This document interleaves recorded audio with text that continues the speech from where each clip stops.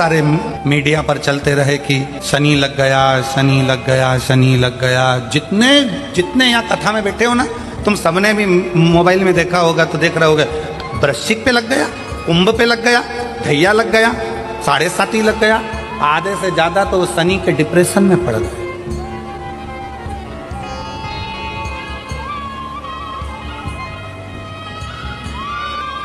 अरे भाई, शिव महापुराण की कथा को उठाकर देखिए।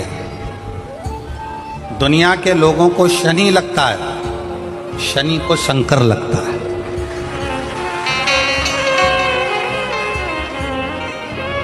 यदि आप भगवान शंकर के मंदिर में जाकर 1 लोटा जल चढ़ा रहे हो, आप भगवान शिव के मंदिर में जाकर अर्चना कर रहे हो, आराधना कर रहे हो, निवेदन कर रहे हो, एक बेलपत्र शिव की उठाकर धोकर वापिस शंकर को समर्पित कर रहे हो, शंकर भगवान का पंचाक्षर मंत्र नमः शिवाय जप रहे हो, शंकर भगवान का षडाक्षर मंत्र ओम नमः शिवाय जप रहे हो, या श्री शिवाय नमस्तुभ्यम का जाप कर रहे हो, तो ये निश्चित मानकर रखो कि आपके पीछे शनि नहीं पड़ेगा, आपके पीछे शंकर जरूर पड़ेगा।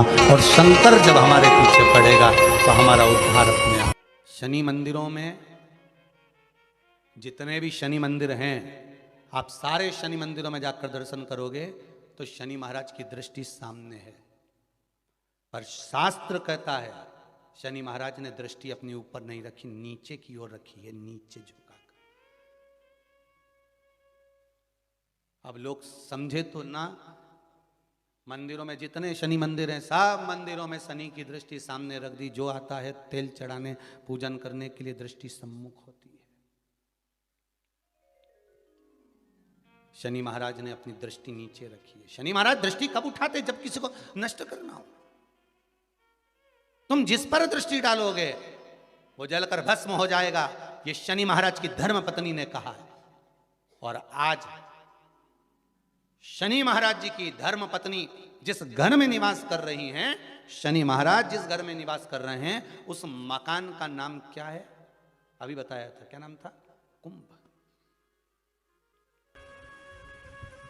शनिवार के दिन जो पीपल के वृक्ष में सरसों के तेल का दीप लगाता है, उसको शनि कभी परेशान नहीं करता। एक बात हमेशा ध्यान रखिएगा, मान लो अगर कोई भारी रोग ऐसा शनि महाराज के कारण हो गया हो, अच्छे काम करते करते उल्टे हो रहे हैं, होते हैं किसी किसी के साथ में, विपरीत परिस्थितियां आ जाती है, अच्छा करने जाओ बुरा हो जाता है, अच्छा कर्म करने जाओ बुरा हो जाता है। तो पीपल के वृक्ष की जो छाल होती है, छाल देखिए, पीपल के वृक्ष में जो छाल लगी होती है, उस छाल को घिसकर चंदन बनाकर भगवान शंकर का स्नान कराकर, अभिषेक कराकर, पूजन कराकर, पूजन कराने के बाद में पिपलेश्वर महादेव का नाम लेकर, कौन से महादेव?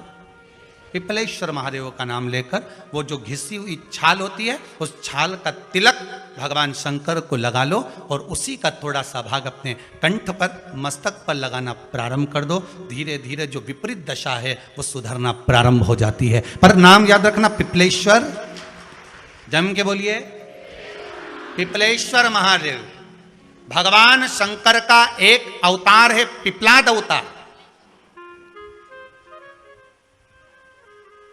पिपलाद अवतार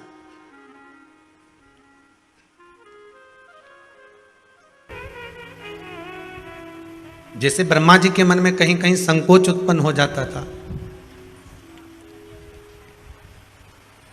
ब्रह्मदेव के मन में जब सृष्टि की रचना करी गई, रचना के समय पर उन्होंने जो मनु और शत्रुपा का जन्म दिया, मनु और शत्रुपा के बाद में उत्तानपाद प्रियव्रत की कथा जो आई, उत्तानपाद की 2 धर्म पत्नियां सुनीति सुरुचि की कथा आई, और सुनीति और सुरुचि, केवल उत्तानपाद की 2 पत्नियां शिव महापुराण की कथा कहती है, केवल उत्तानपाद की नहीं, हमारी भी 2 इच्छाएं, हमारी भी 2 आकांक्षा, हमारे भी 2 मन, हमारी भी 2 इच्छा है, हमारे भी 2 मन है, हमारी भी 2 आकांक्षा। केवल उत्तानपाद की 2 पत्नियां नहीं है, हमारी भी 2 इच्छाएं। एक सुनीति है और एक रुचि। श्रीमद् भागवत कथा में भी वर्णन किया गया है। भागवत वक्ता कहते हैं कि एक सुरुचि है, एक सुनीति है।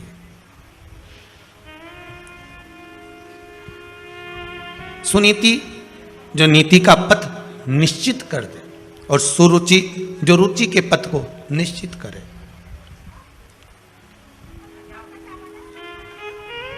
रुचि में आज की दुनिया चलती है, पर नीति में नहीं चलना चाहती। अगर किसी से कह दो कि आप नीति के पथ पर चलिए, आप नीति का मार्ग प्रशस्त कर कर चलिए, तो शायद जीवन सार्थक हो जाए। पर वो रुचि के पथ पर चलना चाहती। सुनीति का विवाह जो उत्तान पद से हुआ था, गर्भ से संतान नहीं हुई उनके, तो सुनीति को लगा कि मेरे गर्भ से अगर औलाद नहीं होती है, संतान नहीं होती है, तो मैं अपने पति से कह दूं कि तुम दूसरा विवाह कर लो।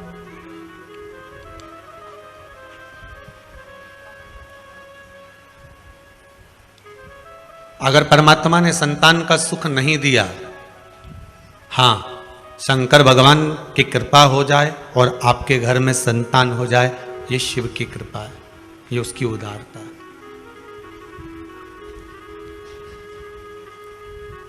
अगर मान लो भगवान ने संतान नहीं दी है, तो आप दुनिया में गोदी संतान लेकर आ जाओगे ना, तो वो भी सुख नहीं देने वाला। क्योंकि भगवान ने लिख दिया था कि तेरे ललाट में ये संतान का सुख नहीं है। श्रीमद् भागवत में वर्णन आता है, धुंधकारी की कथा, भागवत आपने खूब सुनी होगी, उसमें आती है कि संतान नहीं हुई, संतों के द्वारा फल मांग कर लाया आत्मदेव, उस फल को दिया, फल गाय को खिला दिया गया, संतान का सुख नहीं था ना, तो उसने अपनी सहेली की संतान ले ली। सहेली की संतान भी इतनी उपद्रवी हुई कि मां को उस औलाद के चक्कर में कुएं में डूब के मरना पड़ा।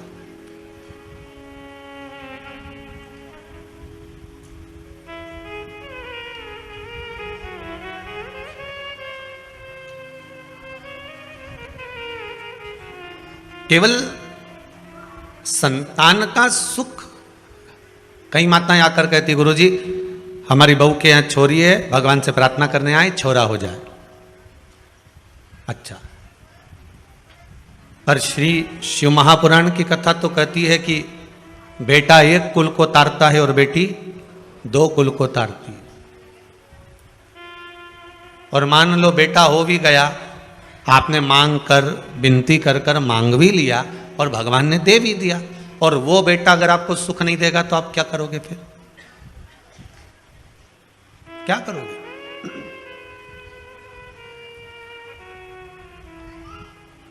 सुख इस भाग्य में लिखा होना चाहिए। कार्तिक महीने में एक दिया, अगर दीप लगा दिया जाता है, एक दिया बेलपत्री के नीचे, आंवले के नीचे या पीपल के नीचे लगा दिया जाता है, तो उसका भी भंडार अपार सुख दे जाता है। तो ये तो शिव महापुराण की कथा है, कोई साधारण है क्या? सुख है।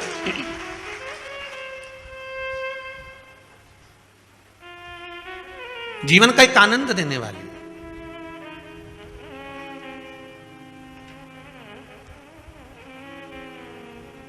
और कहीं ना कहीं हमारा पुण्य, कहीं ना कहीं हमारा सत्कर्म, कहीं हमारे पूर्वजों का पुण्य कि गुल्लक जब भराई होगी तब जाकर ये कथा आप लोगों के भाग्य में आई होगी। पुण्य की गुल्लक भराती है तब जाकर कथा हो पाती है। और आप लोग भी इतने जो श्रवण करने के लिए बैठे हो, खिड़कियों में दर्शन हो रहे नहीं हो रहे, कैसे कैसे कहाँ कहाँ से आकर सुबह सुबह से रात रात भर से इंतजार करते हो। कोई तो सुबह 4 बजे से 3 बजे से जगह संभाल कर बैठे हुए हो, और कथा का इंतजार होता है दोपहर 2 बजे का, बाट जोते हो, इंतजार करते हो, कितनी प्रतीक्षा करते हो केवल शंकर की कथा के लिए। अब जितना इंतजार आप आस्था चैनल के माध्यम से कर रहे हो, चाहे फेसबुक यूट्यूब के माध्यम से कर रहे हो, चाहे कुबेरेश्वर धाम में आकर कर रहे हो, जितनी प्रतीक्षा, जितने घंटे आप भगवान की कथा में बैठे हो और जितने घंटे आप भगवान की इंतजार में प्रतीक्षा में लगा रहे हो, उतना भगवान आपके भी भंडार भरने में लगाता ही रहेगा।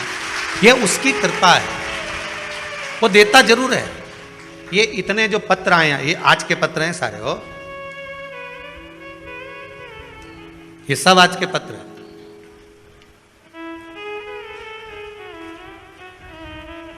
और ये पत्र ये केवल आप लोगों के स्नेह और प्रेम के हैं, जो मेरे शंकर ने आप पर करुणा लुटाई है उसके हैं।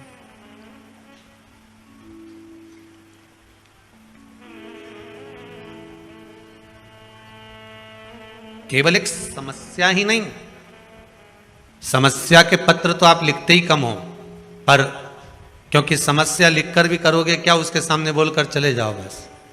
3 महीने बाद आओगे तो ऐसा ही पत्र तुम्हारा भी यहां पर रखा मिलेगा कि हमारा भी ये कार्य हुआ। समस्या तो उसको बोल कर जाइए, 3 महीने बाद आओगे ना तो ये पत्र आपका भी एक इस क्रम में रहेगा कि बाबा ने मेरे पर भी ये कृपा करी है, ये मेरे पर करुणा करी है। उसकी उदारता बड़ी है हमारे। सुनीति और सुरुचि, अगर भगवान ने ललाट पर संतान का सुख लिखा है तो संतान सुख देगी। फिर वो पड़ोसी के बच्चे क्यों ना सुख दे दें, देवरानी जेठानी के बच्चे क्यों ना सुख दे दें, आपके बच्चे क्यों ना सुख दे दें, फिर वो संतान का सुख है तो भगवान देगा, कैसे भी देगा। और अगर ललाट पर भाग्य में संतान का सुख नहीं है तो तुम चाहे किसी की भी औलाद को लेकर गोदी में बिठा लो, चाहे किसी का भी खर्चा उठा लो, जब भगवान ने तुम्हें अपनी नहीं दी और वो सुख से वंचित क्यों रखा, संतान के सुख से वंचित क्यों रखा, जब सारी दुनिया को औलाद दी, सारी दुनिया को संतान दी, तो तेरी गोदी खाली क्यों रह गई। तो भगवान से कभी एकांत में पूछना कि मेरी गोदी क्यों खाली रखी, भगवान कह देगा इसलिए खाली रखी क्योंकि पूर्व में तू संतान के सुख में इतनी उलझ गई थी कि संतान ने तुझे ताने दिए, अपशब्द किए, तू उसी के मोह में पड़ गई थी। जैसे श्रीमद् भागवत में आता है जड़ भरत का चरित्र, भरत जी महाराज का चरित्र। भरत जी महाराज हिरण के उस मोह में इतने पड़ गए थे कि मरने के बाद हिरण की योनि प्राप्त कर ली थी। तू उस मोह में ना पड़ जाए। अब की बार तेरा मानव का जो शरीर है वो आखिरी मिला है, इसके बाद तेरा जन्म मनुष्य का नहीं होगा, इसलिए मैंने तुझसे संतान के सुख को खींच लिया है जिससे तू भगवान की भक्ति में डूब जा, शिव के स्मरण में डूब जा, राम नाम कृष्ण नाम में डूब जा। जितनी भगवान की भक्ति करेगी इसके बाद तेरा जन्म नहीं है, इसके बाद तो तू मेरी हो जाएगी, इसके बाद तू परमात्मा की हो जाएगी, फिर तेरा कोई जन्म नहीं है।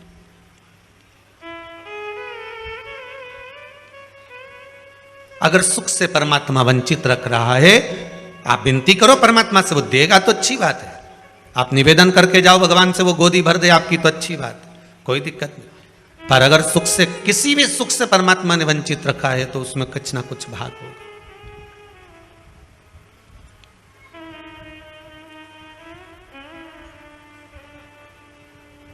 एक बेटी का संबंध हो गया था, कहीं शायद जबलपुर से आए थे वो लोग, बेटी का संबंध हो गया था और संबंध होने के बाद में टीका हो गया, सब कुछ हो गया, तिलक हो गया, गोद भरा गई, सारा काम हो गया, फोटो खिंच गए। उसके बाद मालूम पड़ा कि छोरा कहीं गलत संगत में पड़ा होगा, किसी की संगत में पड़ा होगा और वो संबंध टूट गया। शादी अभी नवंबर में थी उसकी माँ आई थी शायद, अब गई होगी है कि नहीं आप पता नहीं, तो आंखों से आंसू बह रहे थे, मेरी बेटी का संबंध टूट गया। लड़का ऐसा निकला। हमने कहा पूजन किसकी करती थी तुम्हारी बेटी? कहा देव अधिदेव महादेव की करती थी, शंकर जी की कृपा हुई थी। अच्छा, पर महादेव ने ऐसा कैसे कर दिया? मेरी बेटी सोमवार के व्रत भी कर रही है, फिर शिव जी ने ऐसा क्या कर दिया कि संबंध पक्का हुआ, लेन देन हो गया, संबंध पक्का हो गया, फोटो खींच गए, उसके बाद संबंध टूट गया। तो हमने कहा बस, अगर बाबा ने संबंध पक्का कराया और बाबा ने तोड़ा है तो बाबा को जो अच्छा लग रहा होगा, हो सकता है तुझे अब मालूम पड़ा कि ये लड़का किसी दूसरी लड़की से लगा है और ये शादी के बाद मालूम पड़ जाता, तब क्या कर लेती? बाबा ने पक्का कराया ना, बाबा छुड़वा दे। और शादी की तारीख जो तेरी निकली हुई है फरवरी की, उसको निकली रहने दे, भेजेगा वही, वर भेजने का काम उसका है। अगर उसने तोड़ा है तो वही कुछ ना कुछ कर। इसमें एक पत्र है,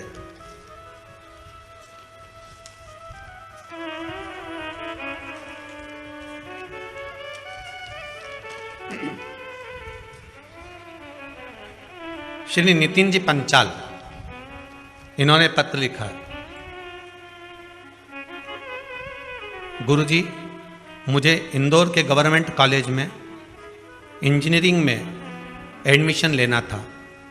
उसके लिए मैंने 2 बार काउंसलिंग के फॉर्म भी भरे, परंतु दोनों बार मुझे कोई गवर्नमेंट कॉलेज नहीं मिला। इससे मैं बहुत निराश भी हो गया था। इस कारण से मैंने इस पूरे संदर्भ को इस कथा के यजमान, अच्छा, अभय जी सारस्वत अंकल जी और आंटी जी को बताया था। जरा माइक देना बच्चे को, जरा बताया। तो अंकल जी और आंटी जी ने मुझे 2 उपाय बताए थे, एक बेलपत्र वाला, एक बेलपत्र की जड़ वाला। बच्चे को दीजिए। श्री शिवाय नमस्ते। नितिन पंचाल जी आप ही का नाम है? कहाँ से आए हुए हैं? इंदौर से। इंदौर से। बाबा ने क्या कृपा करी आप पर? पहले 2 बार काउंसलिंग के राउंड में नाम भरा था, लेकिन दोनों बार नहीं आया। उसके बाद फिर अंकल आंटी ने बताया कि ये वाला उपाय करो तो तेरा एडमिशन पक्का हो जाएगा, मतलब बोल दिया था पक्का हो ही जाएगा। तो फिर मैंने ये 2 उपाय किए और उसी दिन मेरा एडमिशन भी हो गया, और वो भी गवर्नमेंट कॉलेज में। बाबा, बाबा की कृपा। गुरुदेव हम जिस दिन आए थे उस दिन शाम को इसका फोन आया कि आंटी मेरा नंबर नहीं आया 2 में। मैंने कहा तू चिंता मत कर, तेरा नंबर जरूर आएगा। बाबा की कृपा, बहुत बहुत धन्यवाद। बैठिए विराज जी। ये बाबा की करुणा है, कृपा है। कृपा बिना कुछ नहीं होता सब। अगर भाग्य में लिखा होगा ना बाबा ने तो वो मिलेगा जरूर। और एक और चीज कहेंगे, माता पिता कभी अपने बच्चों का गलत नहीं सोचते। बेटा अगर कपूत भी है ना तो भी माँ उसको गाली दे देगी, अपशब्द कह देगी, ताना दे देगी और कह देगी तू मेरे लिए मर गया, पर फिर भी माँ दिल से दुआ ही देगी। भले वाणी से बद्दुआ दे देगी पर दिल से दुआ देगी। ऐसा ही मेरा शंभु, मेरा त्रिकालदर्शी, मेरा कैलाशी, मेरा शिव है, वो कभी बुरा नहीं कर सकता, कभी बुरा नहीं करेगा। दुनिया के लोग भ्रम उत्पन्न कर सकते हैं कि बताओ वो सियोर वाले महाराज ने ये चढ़वा दिया, इससे ये बुरा हो जाएगा। कभी बुरा नहीं हो सकता अगर आपका भाव शुद्ध है तो।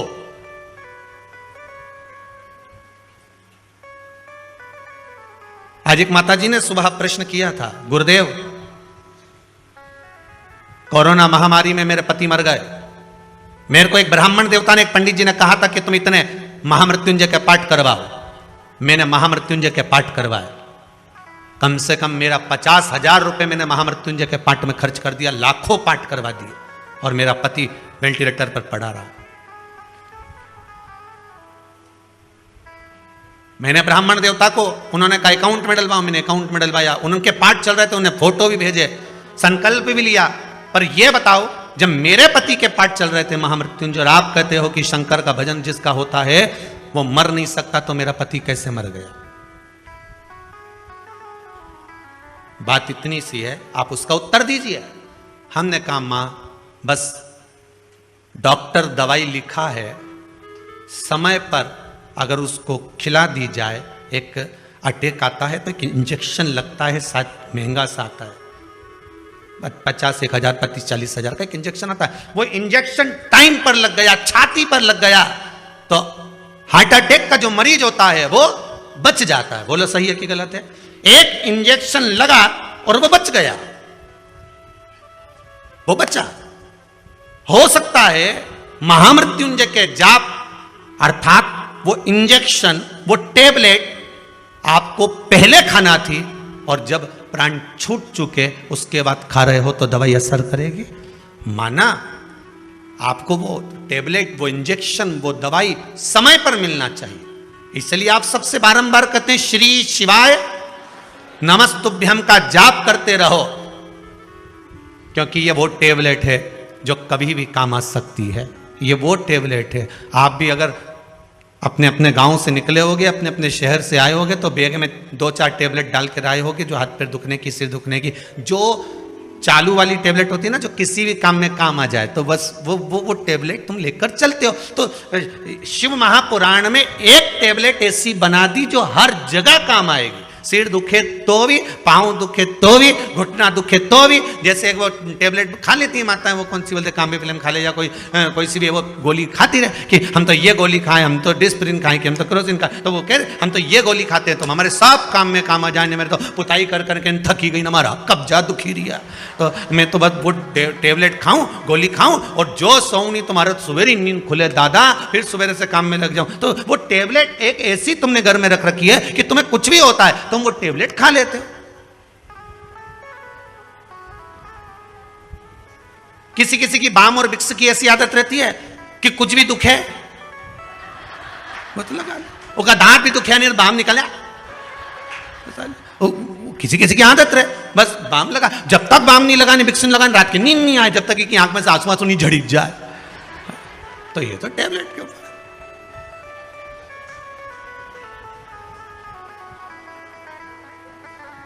किसी किसी की आदत रहती है कि थोड़ी सी भी तकलीफ आई तो ये 2-3 बार अगर बीपी नहीं नपा ले तो इसको आनंद ही नहीं आया, तो भाई नापो, मेरे को ऐसा लग रहा हमारे घबराहट हो रही है, सिर पे पसीना आ गया, अब सब लेवल में, तो फिर काय से हो रहा है। फिर डॉक्टर साहब ने पूछा,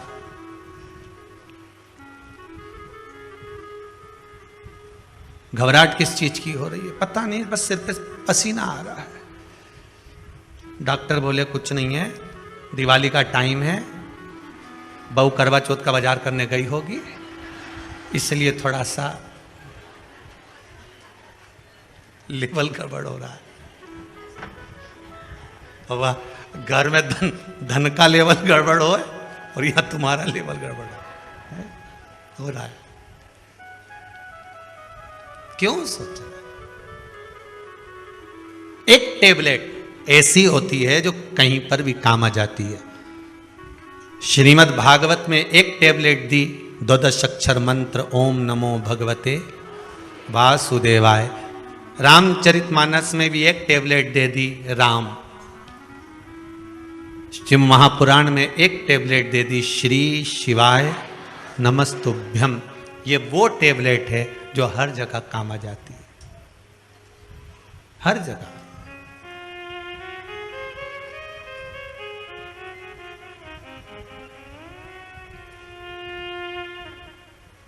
एक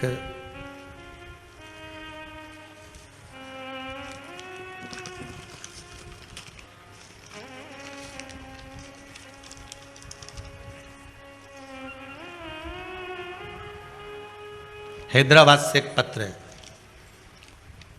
किसी ने भेजा। अच्छा, छब्बा छुब्बू के भेजा रे, हाथ का लिखा हुआ नहीं है हो।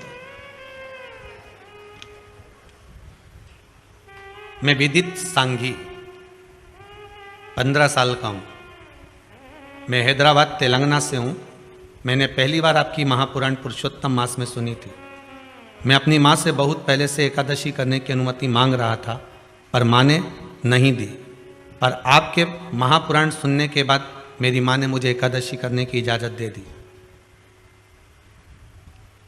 मेरे बर्थडे पर भी मेरी एकादशी का व्रत पड़ा, तो मैंने व्रत रखा। पहले मेरा मन भगवान में बिल्कुल नहीं था। ये बच्चे ने लिखा है, पत्र यहीं रहेगा, आप बाद में भी पढ़ सकते हो। पर अब मेरा मन ऐसा हो गया है कि बिना भगवान के मेरा मन रहता नहीं है। कितने साल का बच्चा लिखा है इसमें? 15 साल का बच्चा लिखा है, हैदराबाद।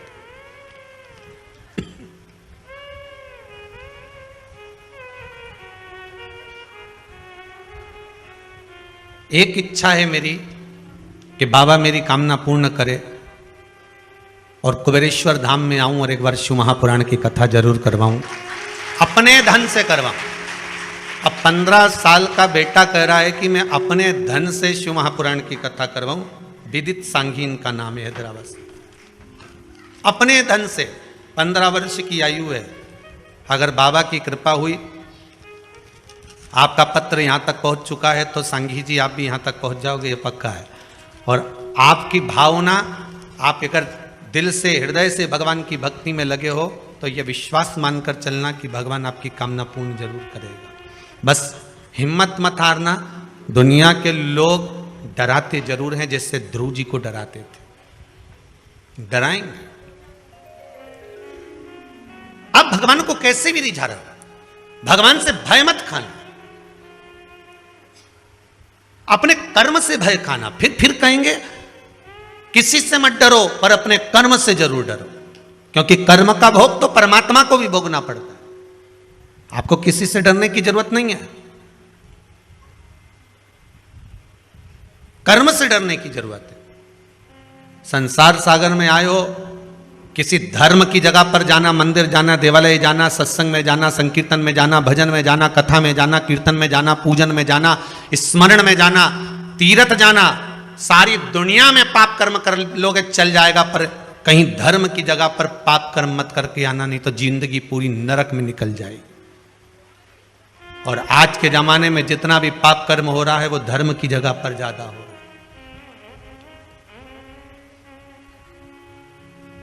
लोग जाते हैं गंगा नहाने के लिए, पुण्य कमाने के लिए, और कई लोग वहां पर बैठे रहते हैं तुम्हारा पर्स चुराने के लिए। तुम करो गंगे हर, वो तुम्हें करे नंगे हर।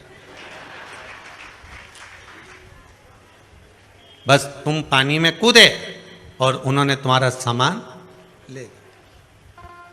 जो गंगा नहाने गए हैं, इनके पूर्वज ऊपर बैठकर भगवान विष्णु उनकी पीठ को थपथपा कर कहते हैं कि तेरे घर के बच्चे गंगा में नहाकर तुम्हें तर्पण कर रहे हैं, तिलांजलि दे रहे हैं। तुम तर गए, 7 पीढ़ियां तुम्हारी तर गई।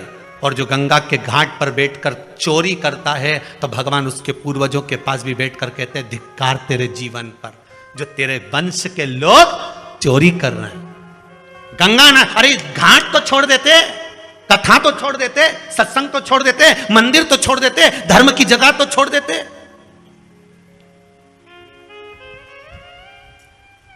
पुण्य की जगह तो छोड़ दो, पर नहीं। करो, तुम्हें भगवान ने अगर पाप कर्म करने के लिए बनाया है तो करो, पर निवेदन है कि धर्म की जगह पर, तीर्थ में, पूजन में, मंदिर में, देवालय में, स्मरण में, संकीर्तन में कहीं ऐसा कर्म ना हो जाए।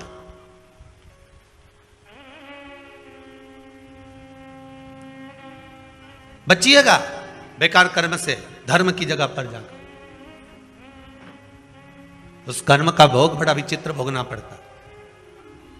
सुनीति और सुरुचि दोनों प्रबल हैं। सुनीति के संतान नहीं है, अपनी काका की लड़की से शादी कर दी अपने पति की और उसका विवाह कराई, तो सुनीति का गर्भ ठहर गया। भगवान परीक्षा बहुत लेता है, बहुत परीक्षा लेगा। पहले तो भगवान देता नहीं है, और अगर देगा तो भगवान फिर विचार करेगा कि इसने सही जगह पर लगाया कि नहीं लगाया।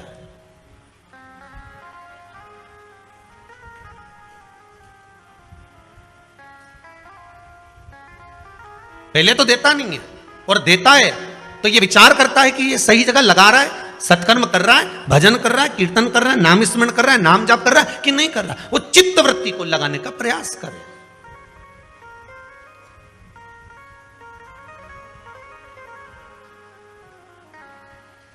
इस मन को सुनीति भी गर्व से हो गई। सुरुचि को लगा मेरे ताऊ की लड़की ने मेरे साथ छल कर दिया, धक्के मार कर निकाल दिया गर्भवती उस नारी को। सुरुचि घर में है, उसका भी गर्व है, सुनीति वन में है, उसका भी गर्व है। समय आया, सुनीति का भी पुत्र हुआ ध्रुव और सुरुचि का भी पुत्र हुआ उत्तम।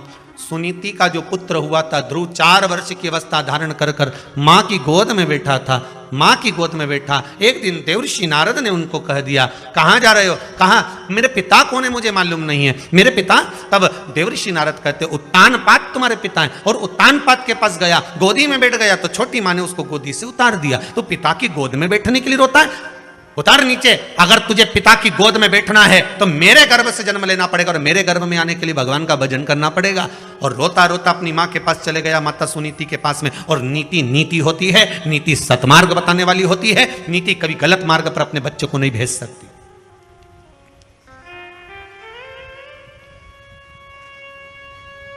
अगर आज के समय में आपके बच्चे गलत मार्ग पर चल रहे हैं तो उसमें पड़ोसी का कोई दोष नहीं है, दोष तुम्हारा है। भोजन कराते हो, बच्चे नहीं खाते तो मोबाइल पकड़ा देते हो। बोलो सही है कि गलत?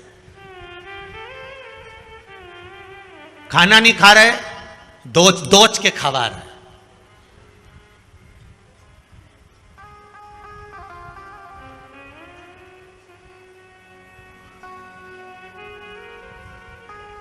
पहले के समय में छोटा सा बच्चा रात्रि को अगर जाग जाता था तो माताएं लोरी गाकर सुलाती थी। बोलो सही है कि गलत है? बहुत प्रेम से हाथ रखकर धीरे धीरे, चंदा मामा पूर के पुआ पकाए आप खाए, मुन्ना को देवे और प्याली गई मुन्ना गया। कहते कितने प्रेम से खिलाते थे, सुलाते थे।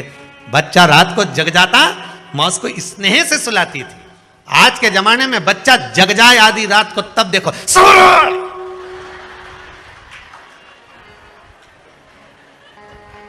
ऐसी चिल्लाए कि पड़ोसी जो सो रहा वो जाग जाए। उठ के बैठते से बोला, अरे ओ जगदम्बा तेरे हाथ जोड़ो, काय चिल्ला रही है? लो तुम चुप करा लो, ऐसी औलाद पैदा हुई है, सो जा। आधी रात को तांडव चल रहा है कि तू तो काली रे कल्याणी रे जित देखूं तो जोग माया। तू कौन से गांव से आई मारी माई? कौन गांव के?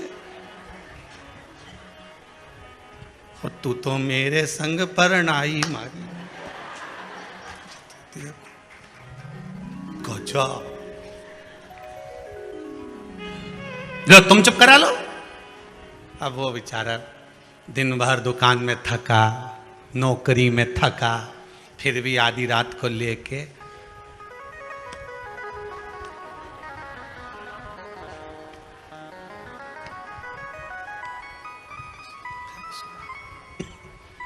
मां को दया आ गई। कौन सी मां को? या जगदम्बा के नहीं, वो पावागढ़ वाली अंबा को, वो दया है। बेटा ला मेरे को दे छोरा को, तू जा सो। दादी ने गोदी में लिया, ऐसी गोदी रखकर दादी पीछे तकिया लगाकर सो गई। गोदी में लाला को हिलाती रही, लाला सो गया। दादी, जहां प्रेम हो, करुणा हो, वात्सल्यता हो, स्नेह हो, वहां पर तो नींद आ ही जाती है। प्रेम।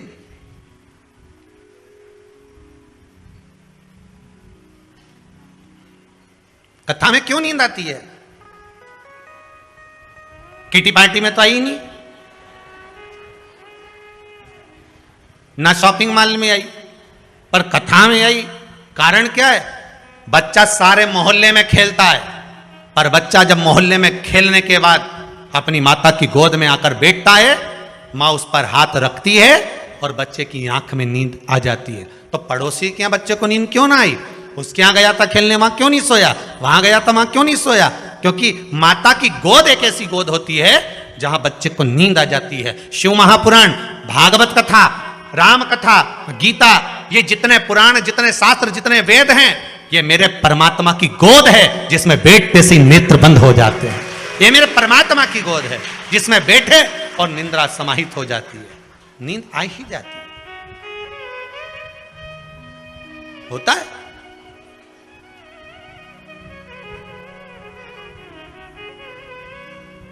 एक बार हरदा में कथा थी, लगभग 18 साल पहले की बात होगी, 18-19 साल पहले की। और माँ का दशहरा मैदान में खेल का ग्राउंड था, वहाँ कथा चल रही थी। कथा में टेंट लगा बहुत सारा, जनता भी खूब, बैठने की जगह अलग नहीं। अब वो एक खंबे से टिक के एक अम्मा बैठ जाए काला चश्मा लगा के। अब वो काला चश्मा लगा के बैठ जाए और उसके पास एक भी नहीं बैठे।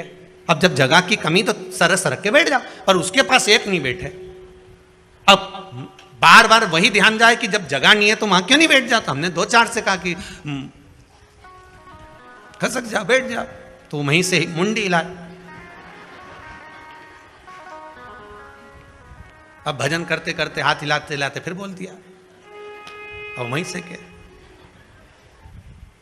आखिरी में कथा छूटी तब पूछा, क्यों तुम उसके पास क्यों नहीं बैठोगे? अरे गुरुजी घुर्राटा भरे। अच्छा कहाँ है वे? तो क्या वो आ रही, अभी तुलसी लेने आएगी, बेलपत्र लेने आएगी। वो आई और आई तो हमने पूछा, क्यों माँ तू कथा में सोए, घरे नहीं सोते में ना, यहां सो जाती है?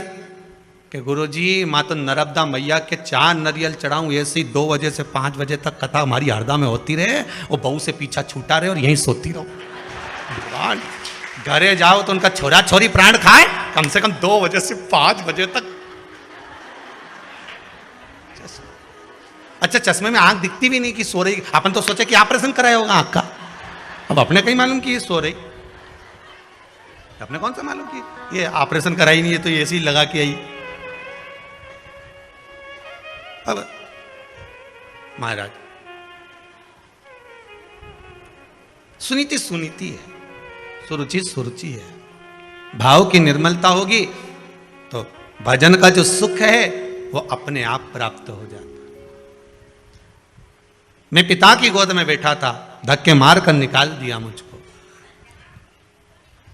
मां कहती है अगर पिता की गोद में बैठने के लिए रो रहा है, रोना है तो परमात्मा की गोद में बैठने के लिए रो, जिसकी गोद से कोई नीचे नहीं उतरता। मां कहां मिलेगा वो? सर्वस्व हर जगह। ब्रह्मदेव जब सृष्टि का निर्माण करे थे तब भगवान विष्णु से पूछा था कि आपके पिता कौन है? शिव। मेरे पिता भगवान शंकर हैं। शिव कहां है? शंकर कहां है?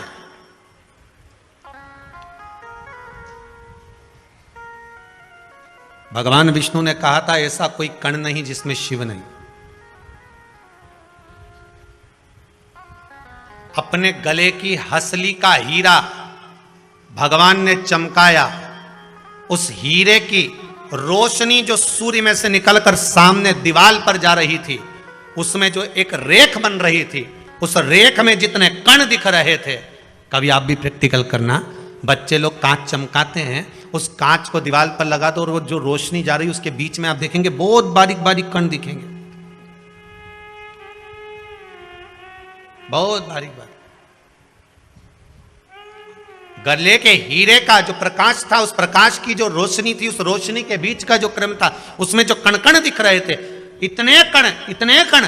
आप भी प्रैक्टिकल करके देखना, तुम्हारे यहां भी धूप आती होगी, छांव आती होगी, तो धूप में कांच रख दो, कांच का उजाला तुम्हारे घर में करो, उसमें जो रोशनी के बीच की जो जगह होगी, उस जगह से उस जगह के बीच में जो प्रकाश जा रहा होगा, उसमें बारीक बारीक ढेर कण हो।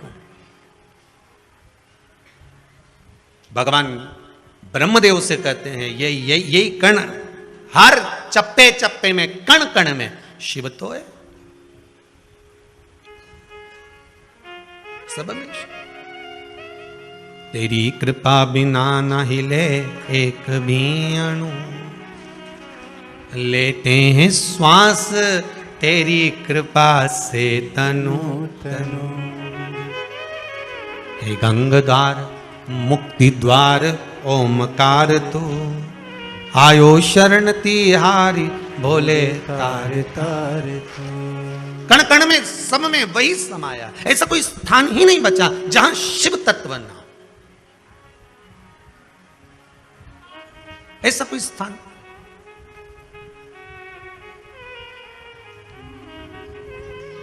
हर जगह पर वही। तेरी कृपा बिना न हिले एक भी अणु। प्रकाश में जो अणु दिख रहे हैं, छोटे छोटे कण दिख रहे हैं, शंकर ही हिला रहा। आपको और हमको चलाने वाला भी शिव ही तो है।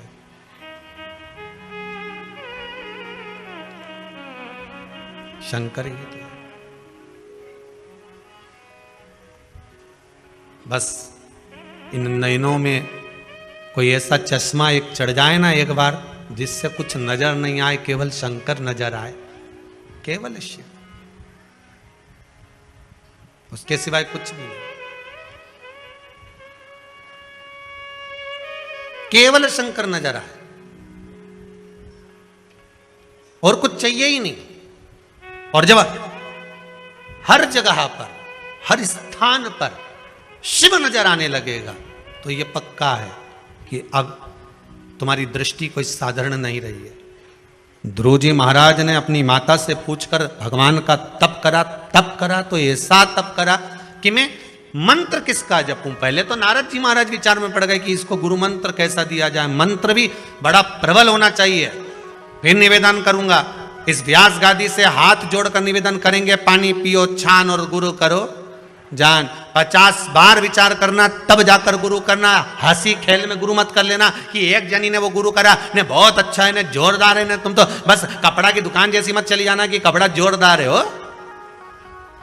अगर कपड़ा जोरदार है तो पानी में भिंगो के देख लो। कपड़े वाले से कहना 2 मीटर कपड़ा दे, पहले पानी में भिंगो के देखूंगी, उसकी बात करूंगी। नहीं तो कहीं कहीं का कपड़ा तो अच्छा दिखे, कपड़ा कौन सा बुरा। जरा जाओ तो सही बाजार में साड़ी लेने जाओ, एक से बढ़कर एक मिल जाए। आज के जमाने में 200 रुपया में ऐसी जोरदार ने पटली लगा कर टांग दी, 200 की सेल।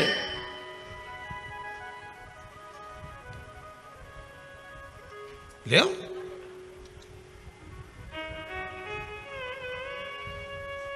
मिलेगी बहुत।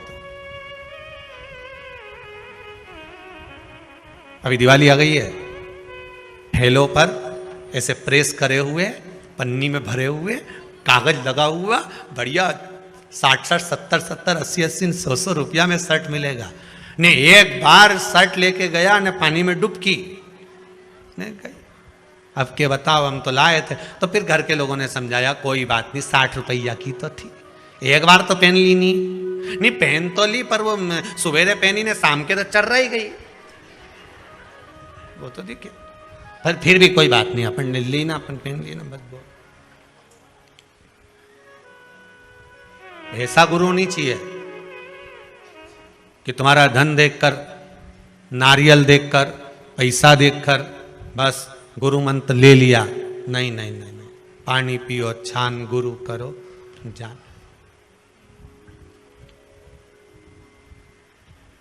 50 बार विचार करो कि गुरु मंत्र कोई साधारण मंत्र है। भगवान शिव की कथा कहती है, ओगड़दानी त्रिकालदर्शी कैलाशी शिव का चरित्र कहता है। भगवान आनंद की राशि है। ध्रुव जी महाराज को माता ने ज्ञान उपदेश दिया और ज्ञान उपदेश देकर कहा, हे ध्रुव जी, अगर बैठना है तो परमात्मा की गोद में जाकर बैठ जाओ, जिसकी गोद से कोई नीचे नहीं उतरता। क्योंकि अगर संसार के लोगों की गोद में जाकर बैठोगे तो नीचे उतर जाना पड़ेगा। पर परमात्मा की गोद एक ऐसी गोद होती है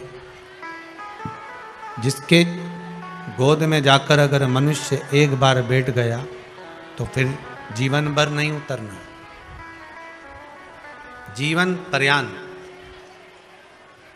उतरने का काम खत्म। एक बार भगवान की भक्ति को धारण कर लिया,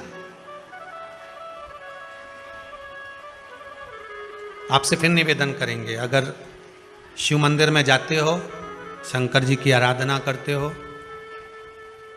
जो जल शिव जी को समर्पित करते हो, उसी जल में से थोड़ा सा आधी चम्मच जल अपने पात्र में वापिस लेकर आया करो। लाते हो वापिस लाया करो, खाली पात्र वापिस नहीं लाना। जो भगवान को जल चढ़ाया है आपने, उस जल में से थोड़ा सा जल 2 बूंद भी लेकर आओगे ना, और वो जल अपने घर में छींटो, प्रतिदिन छींटो। उसका क्या फल मिलता है ये आपको 3 महीने में मालूम पड़ जाएगा। 3 महीने में मालूम पड़ जाएगा उसका फल कितना है। मात्र उसके दरवाजे पर जाने का ही एक आनंद है, मात्र उसके चौखट तक पहुंच जाने का ही एक आनंद।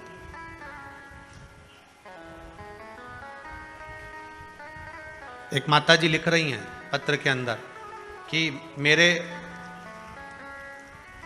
दामाद की नौकरी छूट गई थी। अब देखो पत्र ढूंढना पड़ेंगे, एक तो इतने सारे पत्र हैं। किसने लिखा वो खड़ी हो जाओ। ये मेरे दामाद की नौकरी छूट गई थी, तो किसने लिखा पत्र?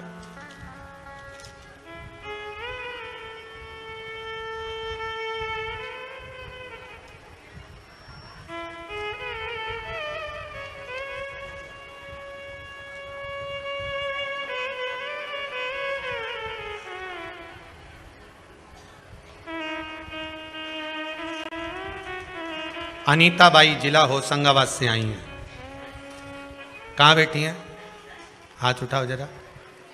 तो उन्होंने पत्र में लिखा है, अनीता बाई जी। अच्छा पीछे हैं क्या? ठीक ठीक है, बैठो बैठो बैठो। अब इतनी दूर माइक भेजना उत्तम नहीं है। अनीता बाई जी ने लिखा है, गुरुजी मैं होशंगाबाद से आई हूँ, मेरा अनुभव आपको बता रही हूँ। मेरे दामाद 6 महीने से घर में बैठे थे, बहुत परेशान थे। मैं उनको बोल कर आई थी कि मैं कुबेरेश्वर धाम केवल आपकी नौकरी के लिए जा रही हूँ, और आज ही आई हूँ और बाबा ने ऐसी कृपा कर दी कि 2 जगह से नौकरी के लिए बुलावा आ गया है। बाबा की कृपा देखी।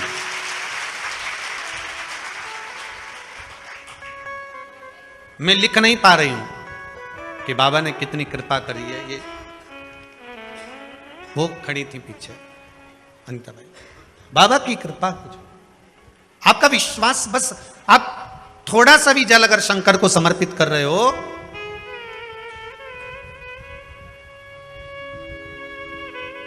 किसी ने पूछा कि गुरुदेव आप कहते हो कि पशुपति व्रत करो, तो पशुपति व्रत करते समय एक दिया प्रसाद का एक भाग अपने घर पर लेकर आओ, पर हम जहाँ पूजन करने जाते हैं वहाँ पंडित जी बोलते हैं कि आप तो सारा सामान यहीं भगवान के लिए दिया लाए हो, तो दिया भगवान को ही लगाओ। जो भाग लेकर आए हो वो भगवान को समर्पित करो।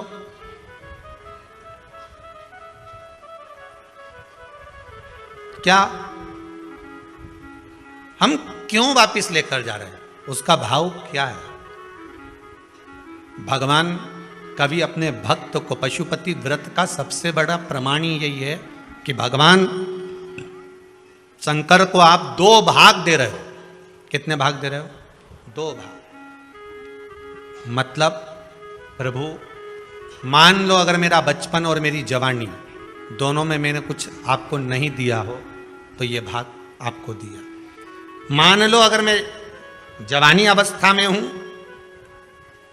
अधेड़ी में हूं, बुढ़ापे में हूं, 2 भाग अगर मैंने आपको नहीं दिया, जीवन में कुछ प्रदान नहीं किया, मेरे जीवन में तकलीफ बहुत है, परंतु मेरे जीवन का जो भी भाग है मैं आपको देती हूं। आप कम से कम मुझे 1 भाग पुण्य का, सुख का प्रदान कर कर दे दीजिए। जब थाली में हम 1 भाग लेकर भी आते हैं ना, 16 सोमवार में भी यही नियम है। कौन कौन करते हो? संकट सोमवार करे किसी ने? 16 सोमवार के व्रत करने वाले कौन कौन है? जरा हाथ उठाओ। अच्छा आप लोग करते हैं? रख लो पीछे, रख लो सब। 16 सोमवार का भी ये नियम है। अगर मिश्री के कर रहे हो, कि बेलपत्री के कर रहे हो, कि चूरमा के कर रहे हो, कि मलिदा के कर रहे हो, जिसके भी आप करते हो उसके 3 भाग होते हैं।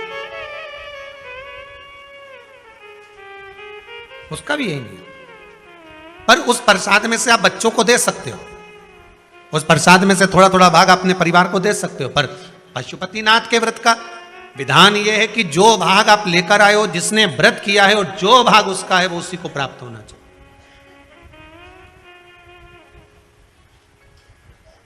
वो उसी को प्राप्त। अगर हम जल चढ़ाने शंकर जी को जा रहे हैं, उसमें से 2 बूंद जल, थोड़ा सा भाग हम वापिस लेकर आ रहे हैं, तो ये समझ कर चलिए कि हम भगवान के चरणामृत को, भगवान के चरणोदक को, भगवान की चरण की रच को, और जो शंकर भगवान के शिवलिंग पर, शिवलिंग तो शंकर हैं, जलाधारी पार्वती है, 2 भाग जो जा रहे हैं वो कार्तिकेय गणेश हैं, बीच में अशोक सुंदरी है, ऊपर से जो जल गिर रहा है जया, विषहरा, सामरी, बारी, दौतली देव, शिव जी की 5 बेटियां हैं, और जहां से जल बहकर जा रहा है वहां 33 कोटि देवताओं का भाग है। ऐसे जल को जब हम लेकर आते हैं तो उस जल से हमारा घर, मन, तन सब पवित्र हो जाता है, सब पवित्र। थोड़ा प्रयास करें। हम तो यहां तक कहेंगे अगर व्यापार भी नहीं चल रहा हो ना तो थोड़ा सा 2-3 दिन करके देख लो। अभी तो दिवाली का टाइम भी है, आपको मालूम पड़ जाएगा। 2-4 दिन करने में आपका जाता क्या। शंकर जी के मंदिर से चन्नों तक लेकर आए, जल चढ़ाया, लाए, देव दुकान पर ले जाओ, छीटो जरा दुकान पर, देखें जरा सीवर वाला महाराज बहुत बड़बड़ करे, जरा देखा तो ले जाओ जल। उपासना करिए शिव का, भगवान की भक्ति में रम जाए। ध्रुव जी महाराज ने जो साधना करी है उस साधना का बल ये मिला कि भगवान को बैकुंठ छोड़कर ध्रुव जी के पास आना पड़ा।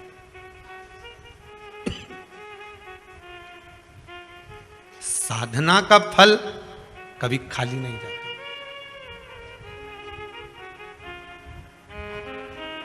कभी खाली नहीं जाएगा। आप आस्था चैनल पर कथा सुन रहे हो, फेसबुक यूट्यूब पर कथा श्रवण कर रहे हो, चाहे कुबेरेश्वर धाम में कथा सुन रहे हो, इसका फल कभी खाली नहीं जाएगा। अगर शिव महापुराण की छोटी सी भी क्लिपिंग, छोटी सी भी वीडियो, छोटा सा भी भाग आपके पास पहुंच रहा है और आपको उससे प्रेरणा मिल रही है, आप उससे जाग रहे हो, तो वो खाली नहीं जाएगा, कहीं ना कहीं मिलेगा, प्राप्त हो। एक बहुत सरल सा मंत्र है, श्री शिवाय नमस्तुभ्यम। बहुत सहज सा मंत्र है जिसका स्मरण कर लेने पर सब सुख मिल जावे।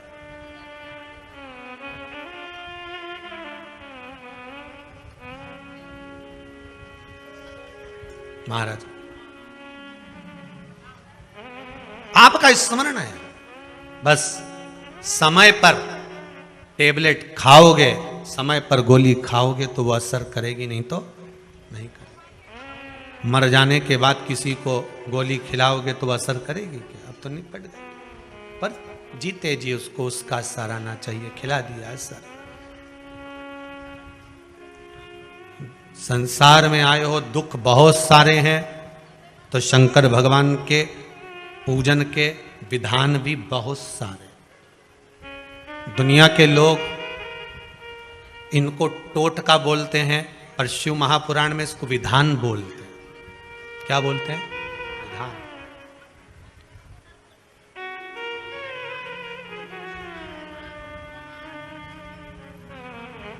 ये विधान है जो आपकी समय की अवस्था को, विधि को भी बदल सकता है।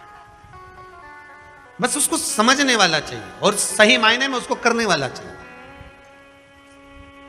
दुनिया के लोग भले उसको टोटका बोलते हो कि गुरुजी तो दिन भर कथा में बैठे बैठे टोटके बताते रहते हैं, विद्या बताते रहते हैं। यहां कौन सी तंत्र विद्या बताई जा रही है? यहां कौन सा ऐसा बताया जा रहा है कि आपका लाखों रुपए खर्च हो रहा है? एक लोटा पानी में कौन सा लाख रुपया खर्च हो गया? शंकर जी के मंदिर का शिखर देखने में कौन सा खर्चा हो गया? पीपल के पत्ते में शेष चढ़ाने से कौन सा खर्चा हो गया? बेलपत्री चढ़ाने से कौन सा खर्चा हो गया? शिव उपासना में कोई खर्चे का प्रमाण नहीं है। शिव उपासना में तो केवल तुम्हारी भक्ति का प्रमाण, केवल भक्ति, उसके सिवाय कुछ नहीं।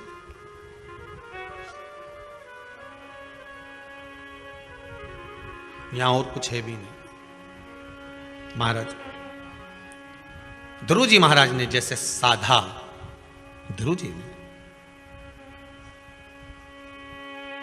शंकर भगवान को एक बात बहुत प्रिय है, शिव जी के दरवाजे पर जाओ तो एक बात जरूर कहो, भोलेनाथ मुझे मेरे भाग्य का देना, दूसरे के हिस्से का नहीं चाहिए। किसके भाग्य का चाहिए? मेरे भाग्य का। आज के जमाने में दुनिया के लोग दूसरे का भाग्य देखकर चलते हैं। गुरुजी जरा पत्रिका देखकर बताना, मेरे भाग्य में मेरी बेटी के हाथ का धन है कि नहीं? गुरुजी जरा पत्रिका देखकर बताना, मेरे हाथ में मेरे बेटे का धन है कि नहीं? फिर गुरुजी भी ऐसे मिलते हैं, तेरे भाग्य में तो गज केसरी योग चल रहा है, जमीन में से हंडा निकलेगा, तेरे पूरे परिवार में किसी को नहीं मिलेगा, तेरे को ही मिलेगा। गुरुजी जगह बता दोगे क्या? अमावस की रात को आऊंगा। रामचरित मानस की जब शुरुआत होती है तो एक कपटी साधु, रामचरितमानस में पढ़ना, कपटी साधु, साधु का रूप रखकर, जो पहले हार चुका था सेना, वो कपटी रूप रखकर राजा से कहता है कि मैं तेरे आऊंगा और भोजन बनाऊंगा और तू ब्राह्मणों को बुला और भोजन करा। सुनी कि नहीं सुनी कथा? भोजन कराना। तब आकाशवाणी होती है कि ये तो कपटी साधु और तूने ब्राह्मणों को जो भोजन करा रहा उसमें मांस मिला हुआ। गलत है। मैं आऊंगा रात को और तुझे जगह बता दूंगा और तू तैयारी रखना और रात के और खोदना, और खूब खोदा साहब, इतना खोदा, इतना खोदा, इतना खोदा, फिर उनमें से कोयला निकला। तो हमने भी कह दिया लाइट की कमी हो रही, कोयला कंपनी को दिया, कोयला निकला।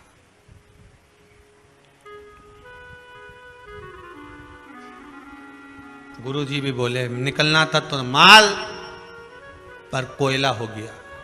तो आप तो बोले तो मेरी भाग्य का है, तो खोदने वाला थोड़ी ना तेरा था, तो दूसरा था, बात खत्म। फिर निवेदन है भगवान से कहना ऐसा गड़ा हुआ भी नहीं चाहिए। तुम में से किसी को चाहिए क्या? हमें गड़ा हुआ भी नहीं चाहिए। और ना हम ये आस लगा कर बैठे हैं कि मेरे बेटे की शादी होगी और बहू आएगी तो बहुत सारा भाग्य का लेकर, हमें उसके भाग्य का भी नहीं चाहिए, हमें छोरे के भी भाग्य का नहीं चाहिए, हमें ना बहन बेटी के भाग्य का चाहिए, हमें तो अपने भाग्य का दे। जो मेरी किस्मत का हो वो मेरे भाग्य का मुझे दे दे, बस बहुत है। अग्नि पुराण में लिखा है, ब्रह्मवत्ता पुराण में लिखा है और पद्म पुराण में लिखा है कि एक अकेले मनुष्य के भाग में कितना होता है, कितना लिखा होता है। भविष्य पुराण को उठाकर पढ़ लेना, उसमें भी मिल जाएगा। केवल एक मनुष्य के भाग में, अकेले के भाग्य में कितना होता है, कितना।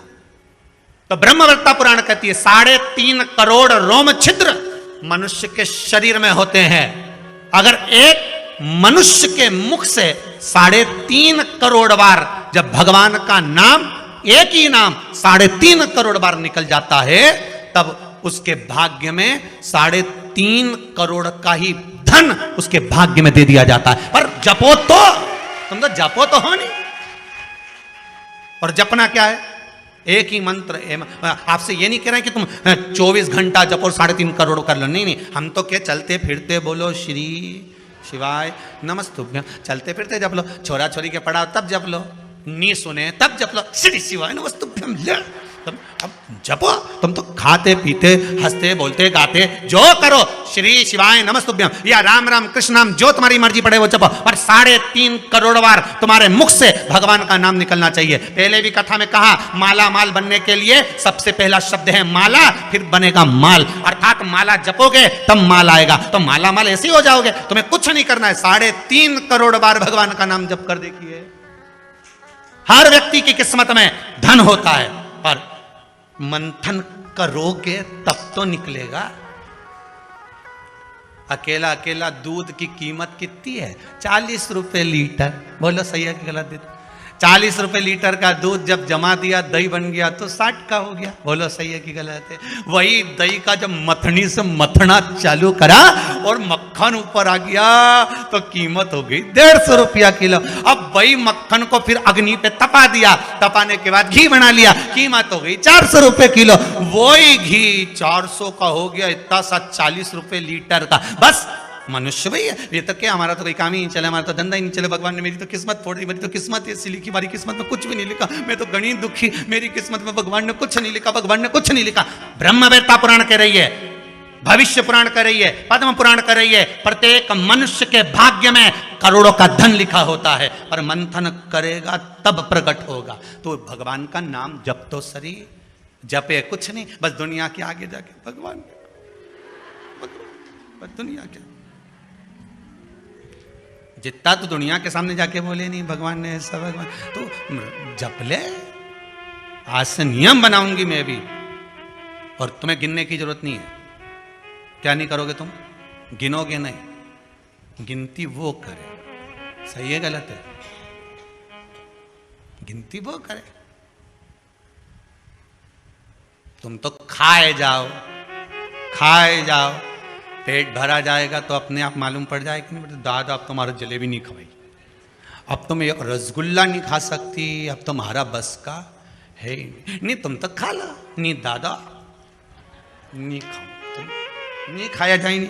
अरे बोलो तो सर नहीं, बस जैसे भरा गया तो भराने के बाद में अगर खाओगा तो बस भगवान भी इंतजार में, जैसे ही 3.5 करोड़ बार तेरे मुख से नाम पूरा हो गया उसके बाद तुझे नहीं देखना, फिर मैंने जो देना चालू करा फिर नहीं तू रुक सकती, फिर बटोरे जा, कितना बटोर सकती है, जप ले, स्मरण कर ले, पर भजन करे तब तो,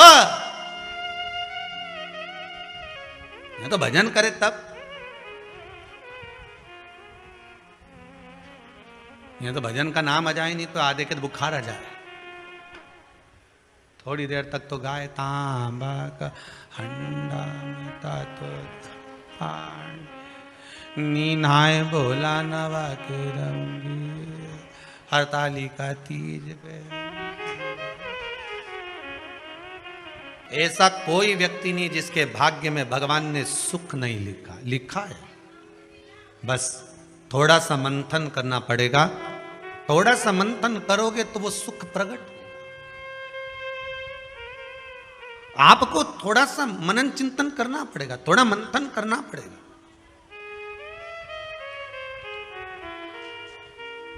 महाराज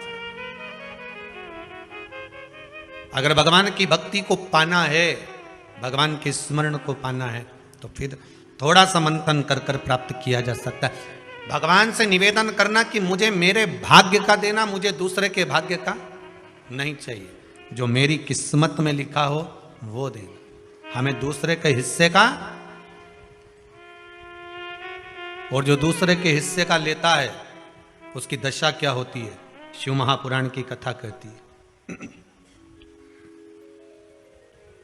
जो दूसरे का हिस्सा खा लेता है, दूसरे का हिस्सा ले लेता है, शिव महापुराण कहती है उसकी दशा क्या होती है वो भी देख लीजिए।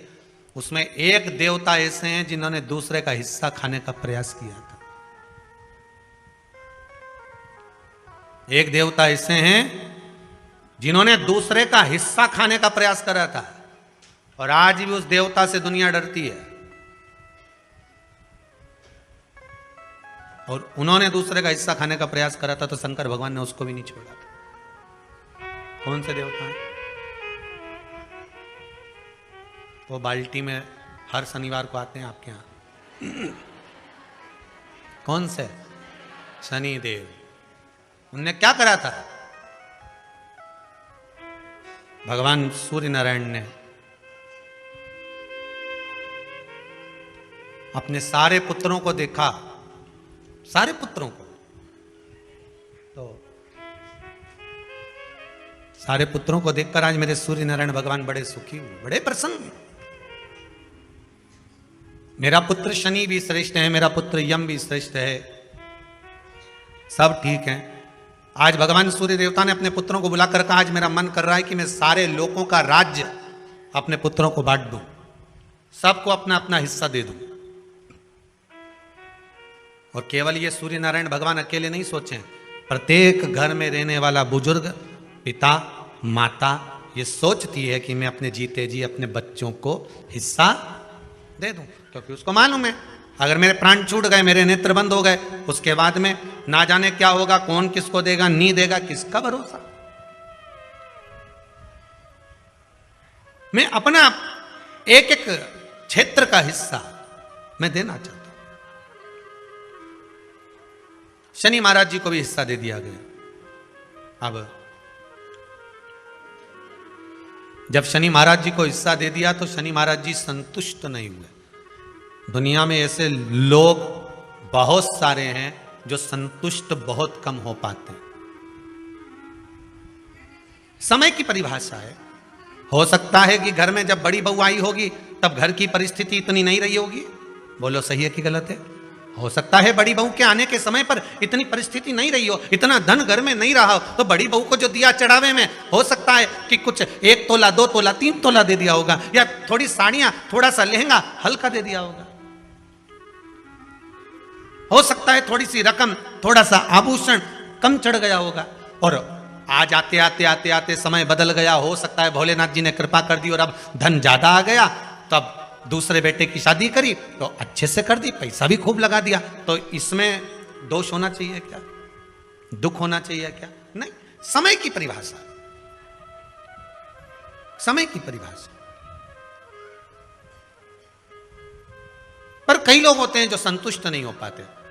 बड़ी बहू को लगा छोटे की शादी में तो इतना खर्च कर दिया माता जी ने और मेरी शादी में कम करा, हृदय नहीं ना ना ना, माता की दृष्टि में कभी कोई पुत्र छोटा और बड़ा नहीं होता। उसने बराबर का दूध पिलाया है, स्तन पान कराया है, उसकी दृष्टि में कोई छोटा नहीं कोई बड़ा नहीं, सब बराबर।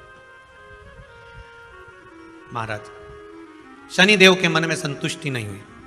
जब शनिदेव के मन में संतुष्टि नहीं हुई तो शनि महाराज उसी समय पर अपने सारे भाइयों का हिस्सा बटोरने लगे, उस पर कब्जा करने लगे। कब्जा करने लगे तो सूर्य देवता की आंख में जल भर गया। कितना तेजवान सूर्य नारायण, कितने तेजवान, कितना तेज भगवान सूर्य के पास में था। पर शनि महाराज को देखकर आज रो रहे हैं। शनि महाराज को देखकर बहुत करबद्ध निवेदन करके कहेंगे, भगवान अगर पुत्र दे तो संस्कारी दे, भगवान अगर पुत्र दे तो संस्कारी दे। संस्कारी अगर पुत्र होगा तो जीवन की सार्थकता होगी। अच्छे अच्छे सूरमाओं को भी अपने बेटों के कारण रोते हुए देखा है। अच्छे अच्छे सूरमाओं को भी जब बच्चे बड़े हो जाते हैं, घर में बहुएं आ जाती है, माता पिता की चलना बंद हो जाती है, बहू बेटों की चलना प्रारंभ हो जाती है। पिता कुछ भी कहता है, बेटा दौड़ कर चिल्ला कर दौड़ता है। सास कुछ भी कहती है, बहू चिल्ला कर दौड़ती है। अच्छे अच्छे सूरमा को भी इसीलिए आपको बार बार कहते हैं, जब तक शरीर चले और तुम्हारे घर में चले, तब तक सारे दान पुण्य भजन कीर्तन सत्संग तीर्थ सब कर लो। उसके बाद में अगर 50 रुपया भी दान करोगी नहीं तो छोरा की दृष्टि में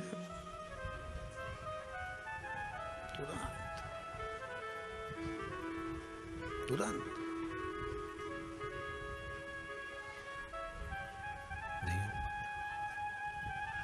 हम दूसरी जगह जाकर क्या कहें। यहीं कुबेरेश्वर धाम में भी देखने को मिलता है, बेटे अपनी बूढ़ी बूढ़ी माओं को जब दर्शन के लिए, माँ नहीं मानती, हमें तो जाना है कुबेरेश्वर धाम, हमें तो जाना है, जिद पकड़ लेती हैं, लेकर आती हैं, और माँ उनसे कहती है ला रे दे दे 50 रुपये दे दे, तो छोरा हूं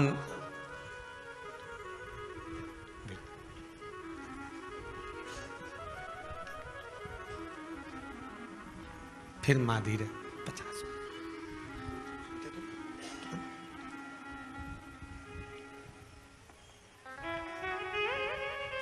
आखिरी में माँ का जब अपमान होते हुए बार बार देखते हैं तो हम भी हाथ जोड़कर कह देते हैं मत मांग, जाओ। बाबा कुबेरेश्वर भंडारी है, देना और नहीं देना तो आपके हाथ में है, पर मेरा बाबा कभी नहीं सोचता कि मुझे इसको देना है कि नहीं देना। यहाँ तो जिसका पाँव आ गया, जो इस गेट से अंदर प्रवेश कर गया, कंकर के संकर से मिल गया, और जो दिल में लेकर आया है बाबा 3 महीने में तो वापिस बुला ही लेता है। यहाँ देना और लेना मूल नहीं है।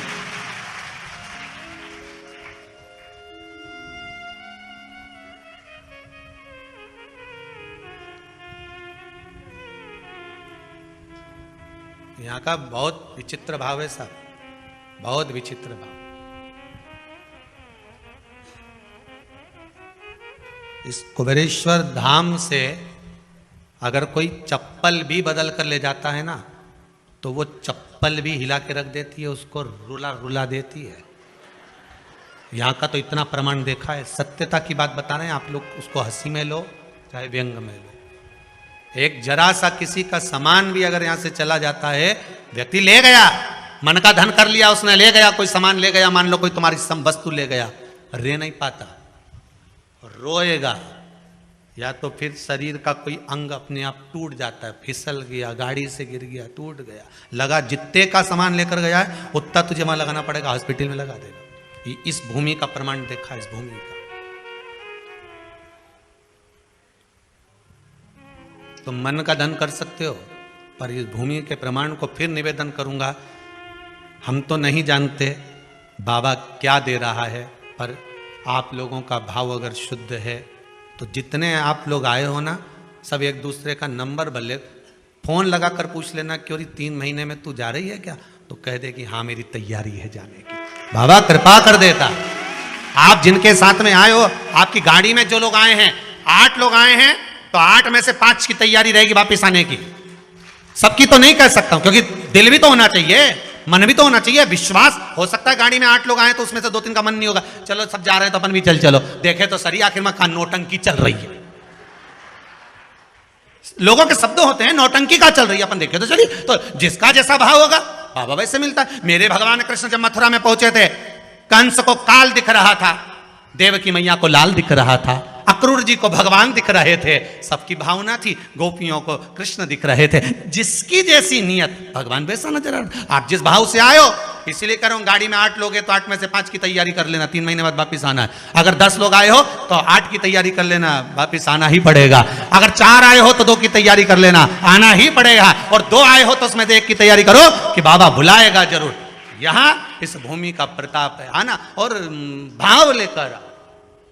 यहां कुछ नहीं, जो ये 21-21 हजार रुपए लोग जमा करें ना आजीवन भोजन भंडारे के, उनके भोजन बनता है दाल चावल सब्जी रोटी। आज तो कुछ और बन गया होगा, शायद कड़ी बन गई होगी, कड़ी चावल रोटी जो बन गया सादे भाव में। आज किसी भगत ने कह दिया, गुरुजी रोटी बनाने में बहुत देरी होती है, बेचारी माताएं इकट्ठी होती हैं, सब बनाती हैं। तो एक भगत ने मशीन आज बोल दी है रोटी बनाना की, 4-5 दिन में आ जाएगी। बाबा की कृपा, बड़ी बड़ी करुणा बाबा ने कर दी। अब अगली बार से तुमको बेलना नहीं पड़ेगी री बबुआ, ध्यान रखना। अब नहीं बेलना पड़ेगी, अब तो मशीन में बन के बाहर।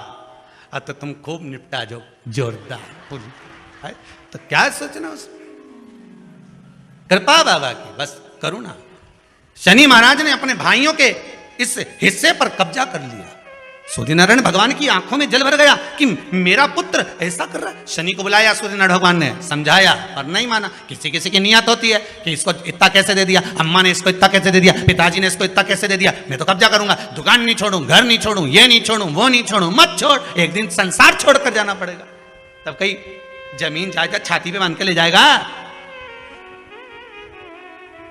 नहीं। तुम तो लिख देना वसीयत में, मेरा फ्रिज मेरे छाती पे बांधो, मेरे कमरे का एसी शमशान में लगाओ, मेरी वॉशिंग मशीन ऊपर भेजो, जब मैं ऊपर कपड़े कैसे धोऊंगा,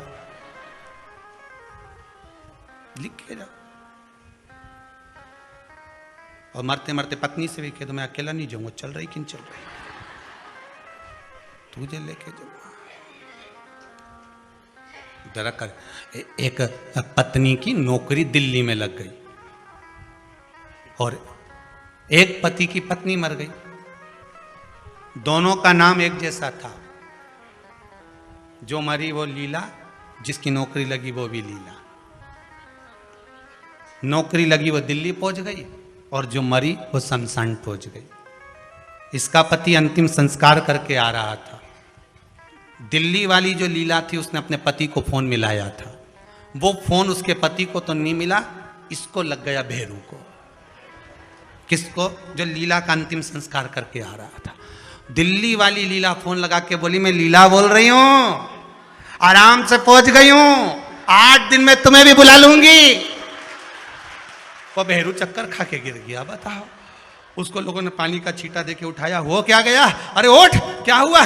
पत्नी का फोन आया था। क्या कह रही थी? मैं आराम से पहुंच गई हूं, 8 दिन में तुम्हें भी बुला लूंगी। इतने में रिश्तेदार बोले, अरे वो तो मर गई, फोन थोड़ी ना ले गई। किसी ने दूसरे ने लगा दिया, वो तो दूसरे की लीला का फोन इसके पास पहुंच। अब सोचो, वो कह दे कि मैं तो जाऊंगा ना, तो यहाँ कौन सा छाती बांध कर जाना। भगवान सूर्य देवता ने शनि महाराज को समझाया, नहीं माने शनि देवता, मानने को ही तैयार नहीं। मैं काहे को मानूं? नहीं माने तो सूर्य देवता ने अपने गणों को भेज दिया, जाओ जरा शनि महाराज को जरा हटाओ वहां से। शनि महाराज को गुस्सा आया और शनि महाराज ने उन सारे गणों को नष्ट कर दिया। अब एक बार अगर कब्जा हो जाए तो कोई छोड़े? बड़ी मुश्किल से छोड़े। वो तो अच्छा है शमशान में कोई कब्जा नहीं करे, हाँ, नहीं तो लिख जाए इतनी जगह में हमारा दादाजी मरा था, अच्छा कहीं का सूरमा कह दे, इतनी जगह में हमारा दादाजी मरा था, इतनी जगह में हम सब मरेंगे, बस ये जगह हमारी हो गई। कौन करे वहां कब्जा? कब्जा कौन करे? शंकर भगवान ने इसीलिए तो ऐसी जगह घर बनाया कि जहां कोई कब्जा ही नहीं करे, और दूसरी जगह बना लेते तो लोग कब्जा कर लेते। वहां कैलाश तक पे तो छोड़ नहीं रहे, वहां भी होटल बनना चालू हो गई आसपास में, वहां नहीं छोड़ी। वो तो अच्छा है कहीं की होटल शमशान में नहीं बन रही, नहीं तो इनांग मुर्दा जलता थे पर इधर चाउमीन खा, जोरदार जोरदार। और जैसी हड्डियों जले तो चटक चटक करे, नहीं तुम पानी पतासा निपटा चले खा। तो अच्छा है कि वहां होटल नहीं बनी, तो इनका बस चले कहीं भाई, क्या बस चले। शनि महाराज ने सबको भस्म कर दिया, क्रोध आ गया, सूर्य देवता रो रहे हैं, सूर्य नारायण रो रहा है। भगवान शंकर की पंचायत में सूर्य देव भी हैं, मतलब शंकर भगवान के मित्रों की गणना में सूर्य आते हैं। भगवान विष्णु, सूर्य नारायण, शंकर भगवान, मां दुर्गा, गणेश जी, ये पंचायत है ना शंकर की, शिव पंचायत। शिव परिवार में कार्तिकेय, गणेश जी, पार्वती जी, शंकर जी, नंदी, ये शिव परिवार। पंचायत में सूर्य देवता आता है। सूर्य नारायण को रोता हुआ देखकर भगवान शंकर को बड़ा दुख हुआ। शिव जी ने पूछ लिया, क्या बात है, आप रो रहे हो? नारायण क्या हो गया? मेरा बेटा मानने को तैयार नहीं है। आप चिंता मत करो, अभी देखता हूं मैं जाकर। और भगवान शंकर ने जाकर तुरंत सूर्य नारायण भगवान के कहने पर शनि देव को जाकर समझाया। इतने में तो शनि देव आग बबूला हो गए। आग बबूला होकर शनि देव ने कहा, ए शिव, आप मुझे जानते नहीं हो? शंकर भगवान ने कहा, क्या जानना है ये बताओ, क्या जानना है ये बताओ। शनिदेव कहते हैं, आप मेरी दृष्टि को नहीं जानते। शंकर भगवान ने कहा, तू भी नहीं जानता कि तेरी दृष्टि खराब कैसे हुई? तेरी दृष्टि को श्राप किसका लगा है तुझे नहीं मालूम क्या? शंकर भगवान ने जब समझाना चालू करा कि देख शनिदेव, तुम तो कह रहे हो, तुम तो बोल रहे हो कि मेरी दृष्टि नहीं जानते। हम जानते हैं आपकी दृष्टि, मना नहीं है, जाना, पर आप नहीं जानते क्या? शिव जी जानते हैं। शिव जी ने कहा, मैं सब जानता हूं। आपका विवाह करा सूर्य देवता ने, आपकी पत्नी घर में आ गई, आप अपनी पत्नी को देखते तक नहीं थे, इसलिए आपकी धर्म पत्नी ने आपको श्राप दिया कि जिस पति ने मुझ पर दृष्टि नहीं डाली, मेरे वो पति की दृष्टि कुदृष्टि हो जाए, जिस पे डालेगा वो बर्बाद हो जाएगा। शनि देव बोले, आप मेरी पत्नी की याद मत दिलाओ। अच्छे से अच्छा सूरमा अगर पार्टी में ज्यादा बड़बड़ कर रहा हो ना, तो उसकी धर्म पत्नी के लाके खड़ा कर दो, 2 मिनट में चुप हो जाएगा। 2 मिनट में चुप। जो ज्यादा बड़बड़ करे ना, गप्पे लगा रहा हो, दोस्तों के साथ बैठ के खूब ठिठोली कर रहा हो, इतनी देर में जगदम्बा के लाके खड़ी कर दो बस। फिर तो उसका तिरछा नेत्र और कत्थई और नीले कलर की एक बार, और चमकदार साड़ी ने पल्लू में पिन, और एक बार यूं घूम के देख ली नहीं, उतनी देर में तो बापड़ा उठ के चल देगा, मैं भी आया पानी पी के, अभी गया पानी पी के आया, उतनी देर में कहीं रुके। शनि महाराज ने कहा, आप मेरी पत्नी की याद मत दिलाओ। शंकर भगवान बोले, ए शनि, फिर समझा रहा हूं, हिस्सा छोड़ेगा कि नहीं छोड़ेगा? शनि बोले, नहीं छोड़ूंगा। शंकर भगवान ने उठाया, पीपल के पेड़ के नीचे ले गए, और पीपल के पेड़ के नीचे शनि महाराज को उल्टा लटका दिया। 19 साल तक शनि महाराज को पीपल के पेड़ के नीचे शंकर जी ने लटका के रखा। अब बोल। तो किसी ने कहा, गुरुजी ये शनि महाराज उल्टे लटके थे पीपल के पेड़ के नीचे 19 साल तक, तो ये लटके रहे, खुलते नहीं बना? शंकर भगवान भी बाप से भी बड़े बाप थे,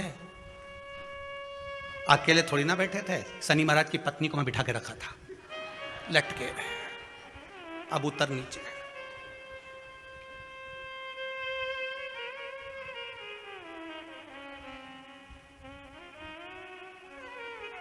शनि महाराज ने देखा इसी ने मुझे श्राप दिया है, मेरी दृष्टि कुदृष्टि हो जाए, और इसको मैं देखना पसंद नहीं करता। तो शनि ने 19 साल तक आंख नहीं खोली। शंकर जी ने भी कह दिया था यहीं बैठी है, खोल मत लीजिए, तो बाप रे खोले ही नहीं आंख, ओंधा लटके पीपल के पेड़ में। कई बार शनि महाराज ने शिव जी से कहा गई क्या?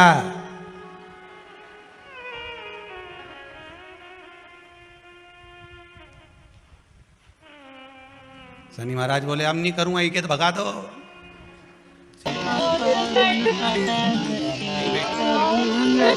19 वर्ष तक शनि महाराज पीपल के वृक्ष में पीपल की जड़ पर बंधे रहे। बोला ही नहीं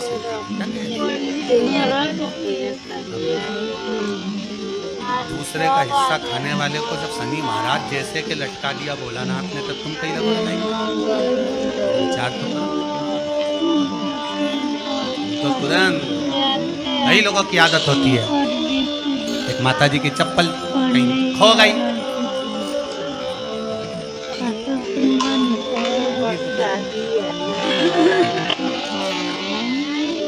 उसकी सहेली ने कहा कहाँ जा रही है?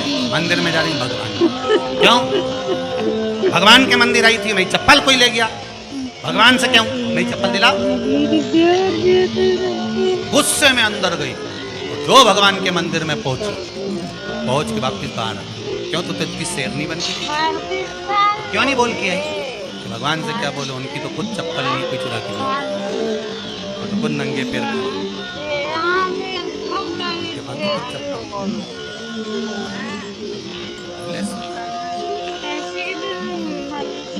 उल्टे लगते उल्टे। 19 वर्ष तक शनि महाराज लटके रहे। तब 19 वर्ष नेत्र बंद कर कर शनि महाराज ने शंकर की आराधना करी कि दुनिया में कोई ऐसा नहीं जो मुझे उल्टा लटका दे, केवल एक यही है जिनने मुझे लटकाया है। तो 19 वर्ष तक तप करा तो शंकर जी प्रसन्न हो गए। धर्म पत्नी को हटाकर पार्वती को लाए, साथ में आशीर्वाद दिया। शनि महाराज को खोला, वर मांगो तुम्हें क्या चाहिए, मांगो तुम्हें क्या चाहिए। शनि महाराज ने कहा मांगूंगा कुछ नहीं, आप वर दे दीजिए। शंकर जी ने कहा मैं तुम्हें दंड अधिकारी बनाता हूं कि आप अच्छे और बुरे का दंड दोगे, आप अधिकारी बनकर बैठोगे, मेरा आशीर्वाद तुम्हारे साथ में है। दंड अधिकारी पीपल की जड़ में बांधा है तेरे को, पीपल की जड़।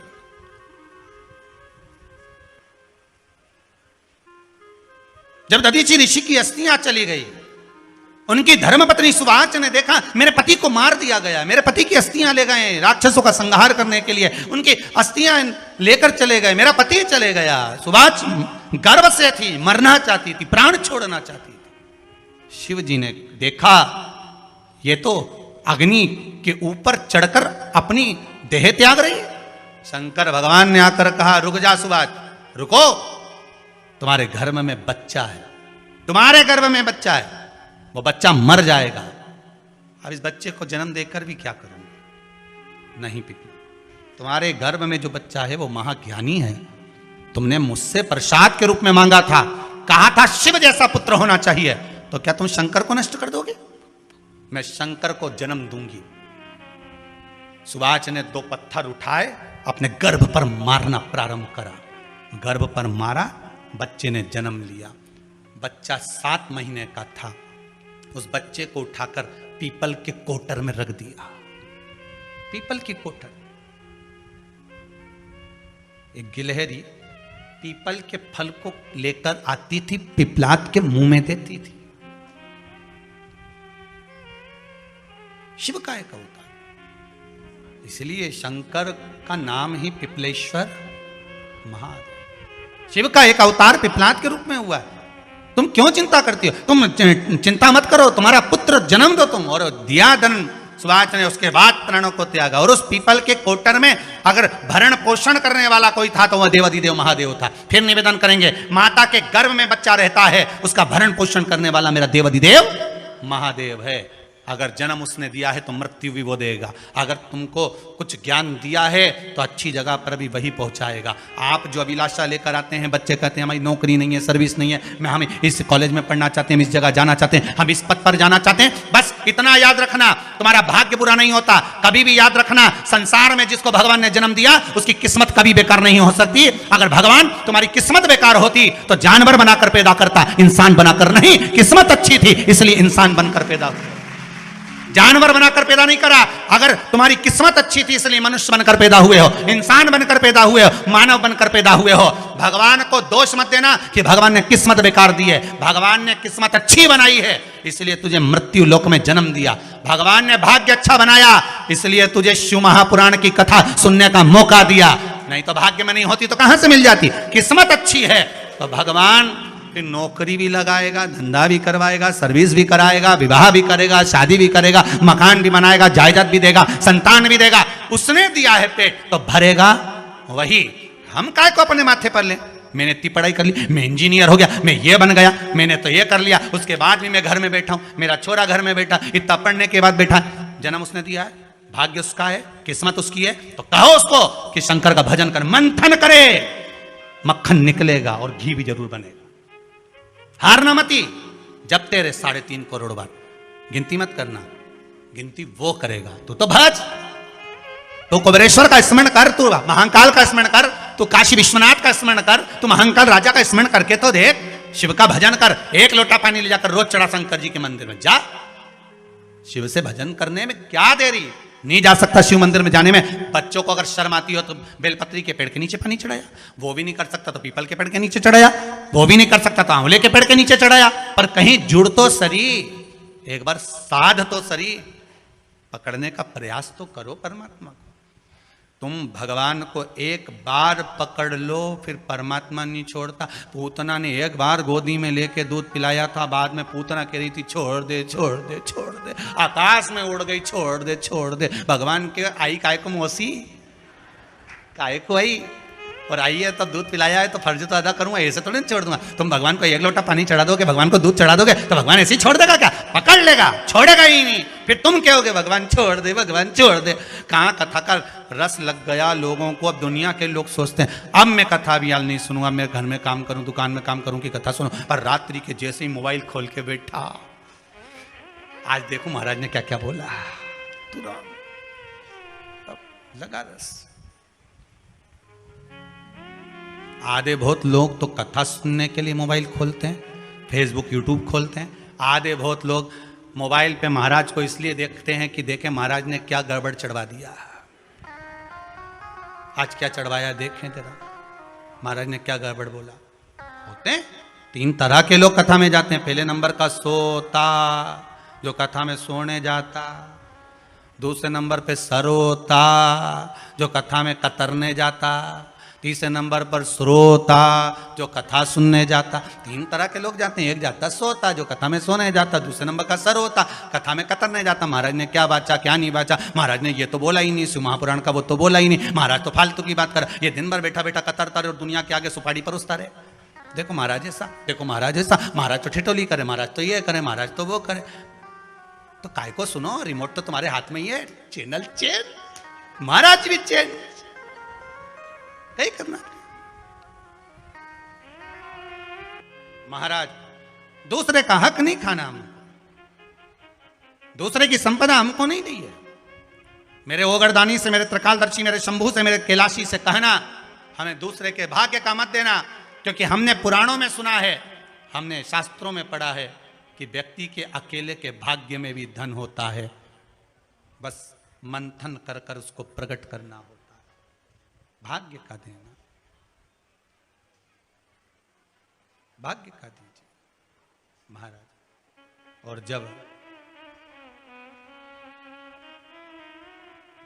बस बाबा जब दे दे भाव से, भाग्य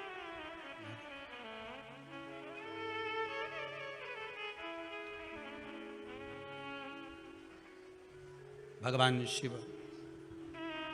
शिव का स्मरण सुख प्रदान करने वाला महाराज। देखी है जब से ये तस्वीर तेरी, तब से बदल गई है तकदीर।